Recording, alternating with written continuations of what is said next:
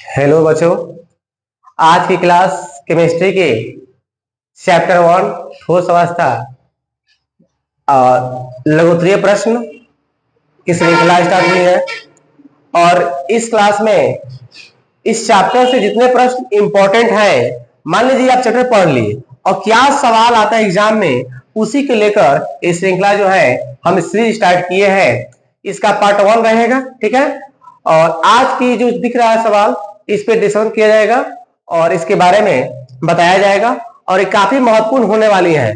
जो बच्चे 2026 में पेपर देने वाले हैं उनके लिए ये रामबाण साबित होगा क्वेश्चन। ध्यान रखिएगा। अब आते हैं सवाल पे, ठीक है। तो फर्स्ट सवाल है, ठोस प्रायः कठोर क्यों होते हैं। तो आपके मन में पहला सवाल आएगा कि सर आप चैप्टर का नाम लेके ठोस अवस्था, पहले इसके बारे में बताइए पहले क्या होता है। देखिए, आप ठोस के बारे में जानते होंगे कि जो ठोस होते हैं इसका आकार और आयतन दोनों निश्चित होते हैं। सर वो कैसे? देखिए, आज जैसे मान लीजिए ये दिख रहा है ना मार्कर, ये मार्कर दिख रहा है। इस मार्कर में देखिएगा इसका आकार और आयतन, यानी कि दोनों जो वॉल्यूम है जो घेरा हुआ है और इसका आकार, ये दोनों फिक्स है। ये क्या होते हैं? ठोस होते हैं। तो आप ठोस के बारे में जान गए। अब सवाल आएगा कि कठोर क्यों होते हैं। सर कठोर का मतलब क्या होता है? हार्ड। जैसे आप तो जैसे मान लीजिए मार्कर है, आप इसे तोड़िएगा तो टूटेगा नहीं। सर क्यों? ऐसा क्या कारण है? कारण हो सकता है ना, तो इसी को समझाना है कि ठोस प्रायः कठोर क्यों होते हैं। तो जवाब होगा कि ठोस प्रायः इसलिए कठोर होते हैं क्योंकि ठोस के जो अवयवी कण होते हैं वो काफी क्या होते हैं? पास पास जुड़े रहते हैं, ठीक है ना। इसके बीच में मजबूत आकर्षण बल लगता है, इसलिए क्या होते हैं? जो ठोस होते हैं कठोर होते हैं। सर ये अवयवी कण क्या होता है? देखिए, अवयवी कण का मतलब क्या होता है? अवयवी कण का मतलब होता है कि जिन कणों से मिलकर पदार्थ बना होता है। सर कण जो होते हैं क्या क्या हो सकते हैं? देखिए, कण के रूप में अणु हो सकते हैं, आयन हो सकते हैं, ठीक है ना। ये सब क्या है? अणु, परमाणु, आयन क्या होते हैं? अवयवी कण होते हैं। तो इसी से मिलकर ध्यान रखिएगा, यानी कि पदार्थ जो होते हैं, यानी पदार्थ के बीच का जो अवयवी कण होता है इसमें भी अवयवी कण है। क्योंकि अवयवी कण नहीं रहता तो बनता ही नहीं। और इसके बीच जो अवयवी कण होता है इतने काफी पास पास में होते हैं जिनके आकर्षण बल क्या होते हैं? काफी मजबूत होते हैं। सही आकर्षण बल क्या होता है? आकर्षण बल का मतलब होता है कि बाबू यहाँ से चाहिएगा ना, मैंने दोनों एक दूसरे से खींच के, मतलब इधर ही खींचेगा इधर ही खींचेगा, ये है आकर्षण बल, ठीक है ना। तो मजबूत होने का कारण क्या है? फिर समझिए कि ठोस प्रायः कठोर क्यों होते हैं। तो जवाब लिखिएगा, ठोस प्रायः कठोर इसलिए होते हैं क्योंकि इनके अवयवी कण काफी क्या होते हैं? मतलब पास पास होते हैं, मजबूत होते हैं, मजबूत आकर्षण बल द्वारा क्या होते हैं? जुड़े होते हैं, इसलिए क्या होते हैं? कठोर होते हैं। चलिए, एक नंबर समझ गए होंगे आई थिंक। सेकंड है, क्रिस्टलीय ठोस क्या है। देखिए, नाम से फेमस है क्रिस्टलीय ठोस। तो इसमें यह बताया गया है कि वैसे ठोस जिसकी ज्यामितीय आकृति निश्चित हो। सॉरी, ज्यामितीय आकृति क्या होती है? यानी कि मतलब ज्यामितीय आकृति का मतलब आप समझेंगे तो ऐसे समझिए, ऐसे जैसे मान लीजिए नमक है। नमक के आप एक भाग को काटिएगा, नमक को एक भाग, छोटा सा भाग को, तो जितना उसकी आकृति होगा उसी शेप में वो कटेगा, वो है निश्चित ज्यामितीय आकृति। यानी कि कोई पूछेगा क्रिस्टलीय ठोस क्या है, तो जवाब लिखिएगा वैसे ठोस जिसकी निश्चित ज्यामितीय आकृति हो, जिसे हम दो बराबर बराबर भागों में बांट सके, ठीक है ना, या काट सके, उसी को कहते हैं क्रिस्टलीय ठोस। सर एग्जाम्पल क्या होगा? तो एग्जाम्पल होगा हीरा, बर्फ, नमक, लोहा। आप कहिएगा सर इसमें एग्जाम में आता है ऑब्जेक्टिव में कि निम्नलिखित में कौन क्रिस्टलीय ठोस है। इस ऑब्जेक्टिव के लिए प्रश्न, ये ऑब्जेक्टिव के लिए ये आता है कि निम्नलिखित में कौन क्रिस्टलीय ठोस है। तो देखिएगा हीरा है, बर्फ है, नमक है और लोहा। ये जो फेमस है हीरा, आप इसे जरूर याद रखिएगा। सेकेंड है अक्रिस्टलीय ठोस, ठीक है। तो इसका जवाब होगा बिल्कुल विपरीत, वैसे ठोस जिसे दो बराबर भागों में नहीं बांट सकते हैं, जिसका निश्चित ज्यामितीय आकृति न हो, यानी कि इसका आकृति नहीं होता। जैसे कांच है, आप कांच को तोड़िएगा तो क्या दो भागों में टूटेगा? नहीं, ठीक है ना। याद रखिएगा, कांच है, रबर है, प्लास्टिक है, ये जो होते हैं किसका रूप होता है? तो अक्रिस्टलीय ठोस के, ठीक है, ध्यान रखिएगा। नेक्स्ट है, कांच को ठंडा द्रव क्यों कहा जाता है, या कांच को अतिशुद्ध द्रव क्यों कहा जाता है। अब सवाल मन में आएगा कि सर ये बताइए जो कांच होते हैं पहले ठोस है कि द्रव है कि क्या है? मन में आएगा कि सर जो कांच, आखिर द्रव की बात कर रहे हैं तो कांच हो है तो क्या है?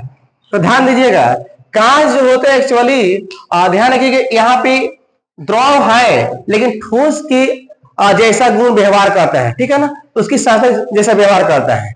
अब सवाल आएगा कि बताइए सर कांच को ठंडा द्रव क्यों कहा जाता है या कांच को अशिक्षित द्रव क्यों कहा जाता है? मतलब जब कांच छूते हैं ना तब पा लगता है ना, पाला जिसे कहते हैं ठंडा, तो आखिर पाला काहे लगता है ऐसे समझिए, ठीक है। तो कांच को पाला लगने का कारण क्या है कि कांच के जो अवयवी कण होते हैं ना सर, ये अवयवी कण क्या होते हैं? अरे अवयवी कण का मतलब क्या होता है? अणु परमाणु आयन, यानी कि अवयवी कण जिन कणों से मिलकर पदार्थ बना होता है उसे कहते हैं क्या थी? अवयवी कण। तो आप समझिएगा कांच को ठंडा द्रव इसलिए कहा जाता है क्योंकि कांच के जो अवयवी कण होते हैं काफी दूर दूर होते हैं। दूर दूर का मतलब क्या? स्पेस होता है। अब बताइए, मान लीजिए कांच है, मान लीजिए कांच है, इसके अवयवी कण देखिए ऐसे तो लगता है कि कांच, इसलिए कहते हैं जल्दी फूट जाता है कांच। आप देखे होंगे कांच क्या होता है? तुरंत फूट जाता है, टूट जाता है। अब देखिए इसके जो अवयवी कण होते हैं क्या होते हैं? दूर दूर होते हैं। अब दूर दूर होने का कारण क्या होता है? इसके बीच में गैपिंग हो जाता है, इसके बीच में गैपिंग होता है ना, इसके बीच में डिस्टेंस होता है, दूरी होती है, ठीक है ना, गैपिंग होता है। तो इसमें जो इसके अंदर उष्मा और क्या वायु, ये जो इसके अंदर उष्मा और वायु होते हैं ये बाहर निकल जाते हैं, ठीक है ना। और ये जब बाहर निकल जाता है जिसे आप इसमें टच कीजिएगा तो क्या लगेगा? ठंडा लगता है, ठीक है ना, ध्यान रखिएगा। तो नॉर्मल समझिए कि पूछेगा कांच को ठंडा द्रव क्यों कहा जाता है, जवाब दीजिएगा कांच को ठंडा द्रव इसलिए कहते हैं क्योंकि कांच के अवयवी कण काफी दूर होते हैं जिसके कारण उनके बीच में रिक्त स्थान हो जाता है और उसमें जो ताप और जो उष्मा होता है, ताप और कथी उष्मा, इसके बीच में क्या होता है? ताप और उष्मा जो होता है वायु द्वारा क्या करते हैं? बाहर निकाल लेते हैं, जिसे टच करने पर चाहे छूने पर चाहे स्पर्श करने पर क्या ठंडा महसूस होता है। इसका आंसर आप याद हो गया होगा। नेक्स्ट है सहसंयोजन ठोस क्या है या नेटवर्क ठोस। देखिए इस नाम से बहुत फेमस है कि नेटवर्क ठोस क्या होता है। तो बाबू नेटवर्क ठोस के बारे में जानिएगा। तो अब सवाल आएगा कि सर ये जो लिखे हैं ये किसका भाग है? ये है क्रिस्टल के प्रकार। सर क्रिस्टल कितने प्रकार होते हैं? तो 4 प्रकार के होते हैं, ध्यान रखिएगा। उसी में से ये है क्या? सहसंयोजन ठोस या नेटवर्क ठोस के बारे में। तो क्या जवाब है? वैसे क्रिस्टल जिनकी, ध्यान रखिएगा, यानी कि इनके बीच का जो बंधन होगा ना उस सहसंयोजन बंधन द्वारा जुड़े होते हैं। यानी क्रिस्टल के बीच के जो बंधन होगा उस सहसंयोजन बंधन द्वारा जुड़े होते हैं जिसकी एक त्रिविमीय संरचना होती है। सर त्रिविमीय का मतलब है 3D शेप में होता है, उसी को कहते हैं सहसंयोजन ठोस या नेटवर्क ठोस। जैसे एग्जांपल हो गया हीरा, ग्रेफाइट, क्रॉन्डम, ठीक है ना। इस प्रकार जो होते हैं ये क्या होते हैं? सहसंयोजक ठोस, ठीक है ना। अब देखिए हीरा जैसे कि ग्रेफाइट है तो ग्रेफाइट की संरचना कैसी होती है? हेक्सागोनल। ये क्या होता है? ये 3D के शेप में होता है, ठीक है ना, इसीलिए कहते हैं इसको सहसंयोजक ठोस या नेटवर्क ठोस। अब आइए नेक्स्ट है क्वेश्चन नंबर 6, शॉर्टकी दोष के बारे में बताना है। तो बाबू शॉर्टकी दोष के बारे में समझना हो, ध्यान रखिएगा, नाम से भी हमारे शॉर्टकी दोष। देखिए जैसे मान लीजिए एक क्लास में बच्चे पढ़ते हैं, ठीक है ना। अब एक क्लास में लड़का और लड़की दोनों होते हैं। अब क्या हुआ? दोनों, एक लड़का एक लड़की बैठा है, दोनों भाग गया। अगर दोनों भाग गया तो कहिएगा ना कि क्लास में दोष उत्पन्न हुआ है, उसी को कहते हैं शॉर्टकी दोष। मतलब का इस प्रकार की क्रिस्टल में, ध्यान रखिएगा, समान संख्या में, ध्यान रखिएगा, समान संख्या में plus minus plus minus plus minus plus minus, यानी कि इस दिख रहा है क्रिस्टल, इस प्रकार क्रिस्टल में एक और खास बात, शॉर्टकी दोष में धनायन और ऋणायन की जो आकृति होती है, जो आयन होते हैं बाबू, ये दोनों क्या होते हैं? बराबर होते हैं, इक्वल होते हैं, ध्यान रखिएगा, ये इंपॉर्टेंट है। यानी इसका आकार दोनों क्या होते हैं? प्लस माइनस आकार क्या होते हैं? बराबर होते हैं। तो अब क्या होगा? इस पर किसी भी क्वेश्चन में अगर समान संख्या में अगर एगो प्लस तो एगो माइनस, अगर 2 प्लस गायब होगा तो 2 माइनस लेके जाएगा। तो इस प्रकार की जो उत्पन्न दोष होगा ना उसी को कहते हैं शॉर्टकी दोष। वही बात कि जब क्लास में एक लड़का एक लड़की भाग जाए तो आप कहिएगा ना कि क्लास में दोष उत्पन्न हुआ है। उसी प्रकार जब किसी क्रिस्टल से एक धनायन और एक ऋणायन यानी सामान्य संख्या में बोल दीजिए कि सामान्य संख्या में धनायन और ऋणायन गायब होते हैं, उसे क्या कहते हैं? शॉर्टकी दोष। सर एग्जाम्पल बताइए। एग्जाम्पल देखिएगा, NaCl हो गया, AgBr हो गया, ठीक है ना। अब कहिएगा, देखिए इसके बाद जो आता है शॉर्टकी का फ्रैंकल दोष भी आता है, हालांकि नेक्स्ट क्लास में चर्चा करेंगे, इसका पार्ट 2 में चर्चा। तो ये जो AgBr होता है ना, ये दोनों में गुण दिखाता है, शॉर्टकी का भी और फ्रैंकल का भी। लेकिन नॉर्मल आप याद रखिएगा NaCl AgBr, ठीक है ना, इस प्रकार के जो एग्जाम्पल होंगे क्या होंगे?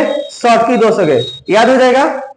जैसे और भी है, जैसे KCl भी हो जाएगा, ठीक है ना, ऐसे आप याद कर लीजिएगा। उसी प्रकार नेक्स्ट है क्वेश्चन, इकाई सेल के बारे में बताइए। तो देखिएगा इकाई सेल तो किसी क्रिस्टल का सबसे छोटा भाग, पहले परिभाषा सुन लीजिए, उसके बाद हम समझाते हैं। किसी क्रिस्टल का सबसे छोटा भाग जिसकी पुनरावृत्ति करके यानी पुनरावृत्ति मतलब का दोहरा के एक बड़ा क्रिस्टल बनाया जाए उसी को कहते हैं इकाई सेल। ऐसा नहीं समझ में? जैसे मान लीजिए एक घर कैसे बनता है, एक घर कैसे बनता है? एक ईंट लगता है, ईंट के पास ईंट सब लगातार जोड़िएगा तो एक का होगा रूम तैयार होगा।